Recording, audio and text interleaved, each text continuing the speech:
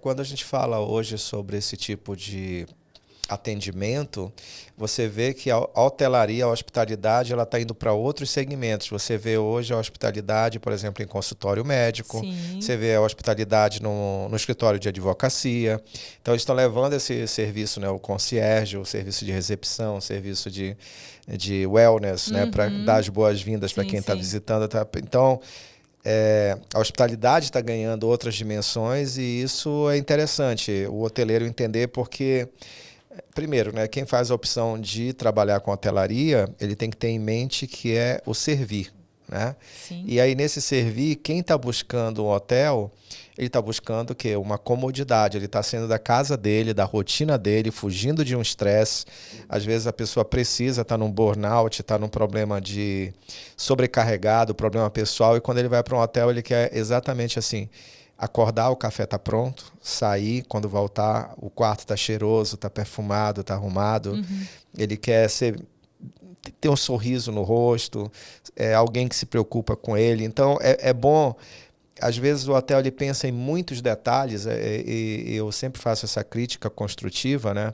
E você deve já ter percebido isso. Você vê um empreendimento de 10 milhões, 50 milhões, 100 milhões e pensou em tudo, mas não pensou no brand marketing, na sua marca E nas pessoas, né? e nas pessoas, que é o centro do negócio, né? Mas sabe por quê? Uhum. Se gasta tanto em 2, 3 anos construindo, mas se gasta tanto e normalmente se extrapola um orçamento. Isso É sempre, né? É normal de obra. É. E como 4, 5 meses antes da abertura é o momento de você pensar em recrutamento da equipe toda. Treinar tudo. Já foi embora de... é muito normal isso, Aí né? começa o recrutamento com orçamento budget. Mais limitado. Você sabe que a gente acabou de fazer... contratar toda a equipe de um restaurante que está inaugurando agora dia 2.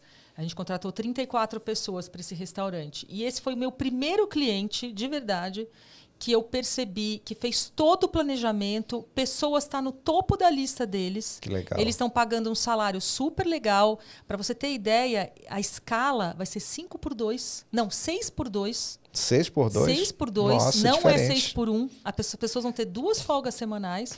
E restaurante, o restaurante dando assistência médica, que é outra coisa rara de você ver nos restaurantes. Então, assim, eu fiquei muito impressionada. A gente não teve muita dificuldade em atrair os candidatos.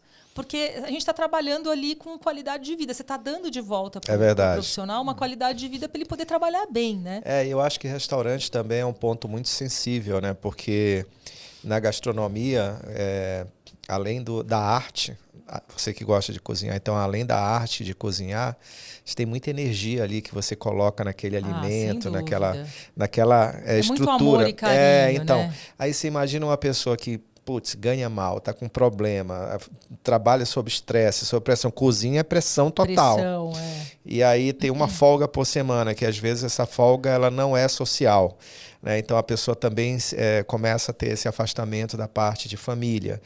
E aí a pessoa vai trabalhar deprimida, vai trabalhar estressada. Então eu acho que tudo isso é uma visão inteligente. Não, muito. É de tirar o chapéu para esse cliente, de verdade. E ele fez questão de participar de todas as dinâmicas de grupo que a gente fez, ele ajudou a selecionar, foi top. E os candidatos, os profissionais escolhidos são super felizes, sabe? Vai inaugurar agora dia 2. E outra, ele fez questão de contratar 40 dias antes. Ele já pagou 2 folhas de pagamento quase antes de abrir. Que legal. Então, ou seja, eles tiveram um orçamento para isso, eles previram o orçamento para isso. Ele fez a alocação de capital no principal investimento desse negócio, pessoas, né? Sim, que é o que a gente sempre fala, né? Pessoas no centro, né? É isso aí. E que isso é um dos nossos pilares dentro da Hotel B2C. A gente até, na nossa consultoria que a gente contratou vocês, a gente trabalhou muito bem isso, né? Mas fala um pouquinho mais Só finalizando, né? Que eu estava falando do cliente mistério, que é outro serviço. Que outro serviço a Hotel Consult presta? Eu posso entrar na operação, fazer um diagnóstico como observadora ou até como cliente mistério, o que for, tentando entender como funciona o serviço, se está tudo azeitado. Aí, obviamente, vem relatório, vem uma série de recomendações e, normalmente, esse trabalho inclui procedimentos padrão, os POPs, os famosos POPs, procedimentos operacionais padrão. Então, o que a gente pode fazer? Revisar POPs já existentes dentro do hotel. Ou construir, né? Ou construir do zero. Do zero. Então, é isso que a gente faz. Então, é bastante, a gente faz isso. E uma auditoria de processos. Uma vez que está implantado os procedimentos, os controles, inclusive na parte do back, né? Na parte do bastidor que o hóspede não enxerga, que é a área de compras, estoque, a própria estrutura ali da área de governança. Enfim, todos os setores que estão ali no bastidor, eles também têm procedimentos e controles. E uma vez que tudo isso está implantado, de tempos em tempos a gente pode voltar e fazer uma auditoria para ter certeza que estão implantados. A gente evidencia com fotos, a gente pede documento, por exemplo, a Bitse, sei lá, é um documento super importante do empreendimento ter. Então, me mostra o Bitse, né? Tudo dentro da data, nada vencido. Então, assim, a gente vai no detalhe do detalhe, do detalhe de tudo que a gente solicita nessa auditoria. Então, esse é um outro serviço que a gente presta. Legal. O que você recomenda dentro de um processo? Você falou de POP, falou de contratar pessoas, falou sobre processos operacionais. Padrão. Os POPs. Nesse caso, o hotel que não tem um POP, mas ele é um pequeno hotel, ele tem poucos funcionários, uma estrutura enxuta. Quais são assim, os pontos de atenção que o Hotel Consult normalmente recomenda para que um hotel esteja muito atento nesse processo? Um hotel pequeno que não tem procedimentos? Não tem. Tá. Todo hotel pode ter procedimento. Tá. Claro, é um procedimento não para engessar, mas sim para tornar o serviço mais eficiente, mais consistente. Para aquele cliente que vai num dia, depois de um ano volta, ele vai ter o mesmo nível de atendimento, né? Sim. Porque ele vai ter uma expectativa X, né? Então, assim, um empreendimento pequeno sem os POPs, a gente tenta não engessar, porque a gente sabe que os funcionários são multifuncionais. Né? Num empreendimento meio pequeno, você assobia bicho bacana. Né? O recepcionista ele não faz só check-in, check-out. A camareira, ele faz venda a camareira também. É do café da manhã também. Exatamente, é a copeira. É copeira. Né? É a copeira, ela chega, trabalha ali no café da manhã, depois ela vai para a governança. Então, assim, a gente tem uma realidade um pouco diferente. A gente tenta trabalhar muito fortemente também a questão de procedimentos, mas sem engessar a operação, criando mais controles que vão ter certeza assim, para garantir que o básico foi feito, sabe? Sei. E bastante treinamento. Tá.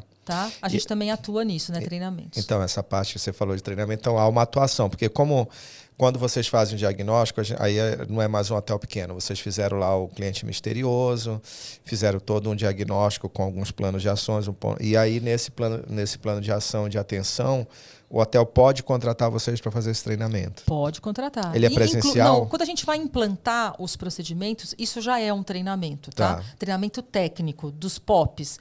E aí tem os treinamentos comportamentais, como treinar uma equipe, por exemplo, em comunicação eficaz, em relacionamento interpessoal, excelência no atendimento. Tudo isso são temas mais comportamentais que também normalmente a gente aplica. Depende muito do cliente, mas normalmente inclui isso, porque não tem como fugir desse tema, né? Tua pergunta foi qual? Relacionado a essa questão do treinamento, né? Então a empresa recebeu um relatório, ela contrata vocês fazem esse treinamento. Você falou que já na implantação já é um treinamento, né? Mas aí eu perguntei se esses treinamentos eles podem ser também virtuais ou eles sempre serão presenciais? Tá. A maioria deles presenciais. Presenciais. A gente faz questão de fazer presencial. Quando você fala em hotelaria, tem que ser pessoal de operação, né? Como é que você vai fazer à distância? Chega à distância, chega. São poucas coisas que a gente consegue realmente fazer online, tá? Poucas coisas. Hotel B2C a gente tem cliente no Brasil inteiro, né? A gente tem, acho que com exceção da região norte, mas a gente tem nordeste, centro-oeste, sul, sudeste. E a gente tem escutado bastante reclamação sobre a questão da mão de obra, né? A dificuldade de encontrar mão de obra. Vocês têm escutado muito também esse tipo de relato. A que você atribui essa dificuldade de encontrar essa mão de obra? São diversos fatores, hein? Vamos lá. Com a pandemia, a gente já estava vivendo um pouco isso antes da pandemia, mas a pandemia ela veio para ressaltar ainda mais um desejo das pessoas, dos profissionais, de ter um pouco mais de qualidade de vida. E como os hotéis fecharam e demitiram 95% dos funcionários, no retorno, quando os hotéis reabriram, essas pessoas não estavam mais disponíveis nem querendo voltar para a hotelaria. Porque justamente tinham já migrado para algum segmento que dava um pouco mais de qualidade de vida, enfim. Então, esse é um ponto. Tá? A hotelaria, por mais que ela seja apaixonante, é um segmento que ele solicita muito da pessoa. Muita doação. Muita doação. E é a escala 6x1, via de regra. Eu não conheço, na verdade, nenhum hotel até hoje que tenha implantado 5x2 ou 6x2. Eu conheço um ou outro projetinho piloto que um hotel está fazendo, tentando fazer num setor específico. Tem até um cliente que conseguiu fazer o 5x2 na manutenção, mas não conseguiu fazer na governança. Tá. Enfim. Então, quando a gente pensa em carga horária, 6x1 também é pesado. É pesado. Né? É pesado. Se trabalha bastante. Então, esse é um não atrativo da hotelaria. Os salários já não são tão gordos também. Sim. Né? Tem isso também. Né? Então, isso é um ponto. Então, eu diria para você que são os principais da falta de atratividade, sabe? Agora, eu vejo poucos hoteleiros sendo formados hoje. E isso, para nós, é muito ruim.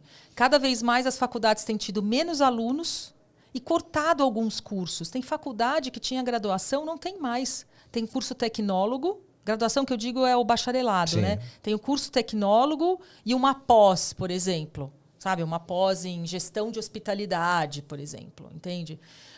Normal, o bacharelado era um curso que formava gestores e que incluía muito a prática e bastante a teórica também, né? Então, a gente não tem mais formado esse tipo de profissionais. Então, a gente está tendo que ir buscar fora, até pessoas sem experiência. E pessoas sem experiência, nem todo mundo topa um 6x1, uma remuneração que não é tão alta assim, né? Aqui no Brasil também, eu acho que a gente tem como todo mercado também de hotelaria, tem a sazonalidade, né? Então tem aquela mão de obra que também inflaciona, né? Você precisa daquela mão de obra adicional naquele período da sazonalidade, mas aí você tem alguns outros desafios. Então, você não tem a mão de obra local, você precisa trazer a mão de obra de fora, mas não tem também lugar para acomodar essa mão de obra temporária. Isso também é um problema que a gente percebe. Você está falando quando por exemplo, um resort, um hotel afastado e tal? Sim, muito. Isso acontece muito. E os inteligentes têm construído alojamentos, porque a grande verdade é que você vai ter que importar candidatos de outro estado e a pessoa precisa de um local realmente para ficar. Às vezes a cidade não tem, né? Como os transatlânticos, né? Os transatlânticos, você tem 10 andares, pelo menos 3 é só de funcionário. Muito então você necessário. tem que oferecer, de certa maneira, essa estrutura para trazer essa mão de obra. Né? Sim. Agora a gente falou dos problemas. Que problemas estão relacionados a essa causa? Toda causa e efeito, né? E no seu ponto de vista profissional e especialista nesse mercado, o que você sugeriria para quem está nos ouvindo, políticos ou algum empresário, alguém que faça parte de uma associação comercial, de um convention bureau, alguém que seja empresário ao mesmo tempo um político, o que pode ser feito para melhorar? Que tipo de políticas ou incentivo pode ser feito para melhorar essa qualificação da mão de obra? Tá. Bom, se a gente pensa em ações governamentais, você olha para o Ministério do Turismo, o orçamento do Ministério do Turismo ele é muito pequeno. Ele é nada, quase nada. Ou seja, o governo ele não investe no que deveria investir. Eu li uma matéria esse final de semana da BBC, desculpa te cortar, mas tem tudo a ver com isso. E por que o Brasil patina no turismo, né? As 4 razões que o Brasil patina no turismo. E aí você pega uns números, por exemplo, o que teve de visitantes no Vietnã, né? E um destino no Vietnã foi o equivalente que o Brasil teve no ano inteiro. Então, e a gente tem uma possibilidade, né, de ter tanto turista aqui. Olha o tamanho desse país e a imensidão de atrativos que a gente tem, principalmente os naturais. Né? Não é para a gente ter esse nível de turismo que a gente tem, é para a gente ser muito maior do que a gente realmente é. Então, assim, eu acho que o governo ele tem um papel primordial, não só incentivando o turismo, né, indo lá para fora, falando do Brasil, por exemplo. Né? A publicidade. Exatamente. Que é um dos fatores que fala na BBC, né? A propaganda fazendo negativa. Feiras, por exemplo, aqui, para atrair os estrangeiros, para conhecerem, enfim. E na parte da formação, eu acho que é um dos mais fortes, assim, no qual o governo ele tem responsabilidade, porque ele tem como incentivar as próprias faculdades a terem o curso, Acho que tem incentivos que podem ser dados para isso, sabe? Cursos A específicos. gente ampliar curso de turismo, curso de hotelaria, sabe? Subsidiado. E as línguas, Denis. Porque assim, o brasileiro ainda não fala o inglês. O coitado do turista, eu tenho dó do turista aqui no Brasil. Porque as pessoas não falam ainda o inglês. Eu acho que esse número é 3% ou 5% da população. E normalmente essas pessoas que falam inglês, elas não estão no turismo, elas estão em outros mercados. Então é uma deficiência Exatamente. absurda. Diferente, por exemplo, você vai para Dubai. Né? Eu fui em novembro para Dubai. E a gente teve a chance de visitar vários hotéis lá. A gente conversou com vários funcionários. Num dos hotéis que a gente foi visitar, 80% do time daquele diretor de AIB que estava conversando conosco são estrangeiros de todos os países que você pode imaginar. E eles não estariam lá se não falassem inglês. Eu estou falando de garçom, estou falando de camareira, eu estou falando de cargos que não são altos, mas as pessoas falam a língua. Hoje a gente tem aqui o prazer de ter o Berê gravando a gente ali na mesa técnica. E antes da gente começar o podcast, estava conversando com ele e estava falando da experiência dele de ter trabalhado numa rede internacional de alto luxo em Tel Aviv, né? E ele estava comentando sobre a questão do idioma. Então, todo mundo fala inglês. Então, perguntei para ele se ele falava o hebreu, né, o hebraico. Ele falou, não, mas lá é uma cidade universal. O inglês é universal. Então, assim, isso é um problema muito sério. E a gente está falando do inglês. E quando você fala do Brasil como um país na América do Sul, onde todos os vizinhos são hispânicos e a gente não consegue falar o espanhol, com exceção uma grande parte no sul do Brasil que recebe, ou os países de fronteira falam portunhol ou consegue se relacionar bem. Mas é uma dificuldade muito grande o idioma, né? Mas eu acho que o buraco é muito mais embaixo, viu? A gente tem um problema gigante no Brasil educacional. Enquanto na educação básica a gente não tiver uma melhoria, nada acontece. É verdade. Nada, porque é justamente aí que vem o interesse em falar uma língua. Né? É dessa educação básica que vai brotar uma série de interesses das pessoas para evoluírem na vida. Né? Você vê que na Europa eles têm uma cultura onde quando o adolescente termina o 2º grau, ele tem a opção de ir para a faculdade, mas muitos deles têm a opção de fazer um curso técnico, porque é um curso rápido, onde ele já se qualifica, ele já entra imediatamente no mercado de trabalho e ganhando bem por isso. Uma hora bem remunerada, porque a parte do mercado técnico seria teoricamente menos qualificado, há uma deficiência na mão de obra, então há uma valorização disso também.